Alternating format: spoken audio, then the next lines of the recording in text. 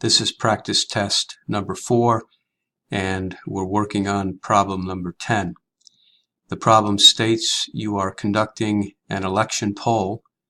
You want to be 95% confident the results are within a sampling error of plus or minus 3 points.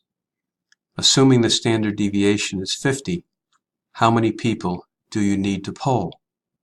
And we are given the formula here for the sample size using the following formula for sample size. And we're going to have to plug in these variables into the formula. As we've seen before, the z-value for a 95% confidence is going to be 1.96. The sigma, the standard deviation, we're given in the problem as 50. And the sampling error is the e, which is 3. So we plug these values into the equation.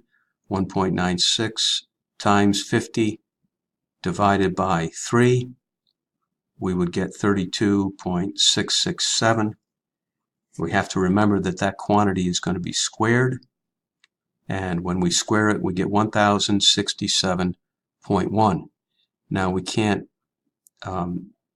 sample or poll a decimal number of a person, so we're going to round that up to the next whole number, 1068, and that would be the number of people that we would need to poll to be within plus or minus 3 points of for our sampling error.